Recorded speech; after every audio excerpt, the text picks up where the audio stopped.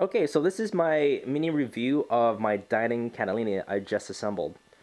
Um, I got it from SN Hobbies. It's cost me about $150 with taxes in. I couldn't say no. Oh, that's my battery charger being finished. Um, but just talking about it a little bit, it took me about 2 hours to assemble. It's pretty straightforward. The thing that took the longest was installing the LED lights. Now the model does come with its own lights, I believe, right here in the wings, but they're orange.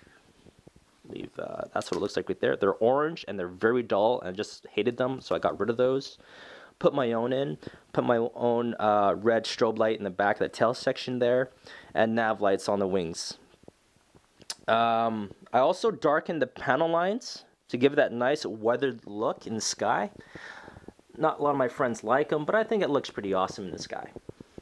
Another cool feature about this plane here, now I didn't do this on my last plane, is that the engines can start one at a time. There you go, so yeah, that's it. Turning on one, and turning on two. So I thought that's pretty cool. I know it's probably not supposed to do that, but I'm going to leave it anyways. It's probably an ESC issue, but I think that was pretty cool. Now, flight characteristics. I've flown this one. I haven't flown this one yet, but I've flown another one like it. Actually, you can see it right here. Now, the no fault of the aircraft, this was completely my fault. So don't let this deter you from buying this model. I mounted a camera on top of this plane. I think I mounted it actually right here, and the plane did not like it. It was too heavy, and the plane rolled about 100 feet up from the ground, and it plummeted in the ground. I couldn't recover from it. So I had about 50 hours on this model. Now, from my 50 hours of flying this model, I can tell you it's the most rugged plane I've ever owned. You could land on anything. You can land on grass. You can land on sand. You can land on gravel. You can land on water. It'll take off from any of that. Even, ice like a frozen pond. It was absolutely amazing. The foam is fairly thick, thicker than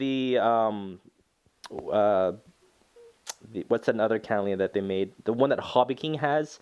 This is a lot tougher model. I've heard issues about the one that Hobby King sells. I think it's like $80, but definitely this one is the way to go. It looks great scale. It flies nice and slow. You can almost float this across any field or any pond, and it looks absolutely amazing with the almost 5-foot wingspan. So, oh, one more thing. I don't know if you notice that the engines don't counter-rotate. They all spin in one direction. So when that happens on takeoff and you give it full power, the body actually twists. There's a torque effect, like a torque steer. The engines make the body twist. So beware of that. So make sure you use the rear rudder. And that's a surprise in the characteristics I found there. Other than that, it handles really great. Oh, and one more thing on assembly. They don't mark the screws of which screw goes where. But I can tell you these ones here are the longest screws, and sometimes I think they're an eighth too short, so you may have to go out and buy your own. Those are that's the only issue I had there. And these struts here, I might secure these with a little bit of CA glue, because I find these can pull up really easily. Other than that, it's a great plane. The strength of this plane is definitely its durability.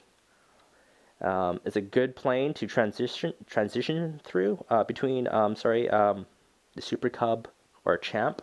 This is probably a nice plane to go towards after that with ailerons. Anyways, that's my review. Definitely a thumbs up for this plane.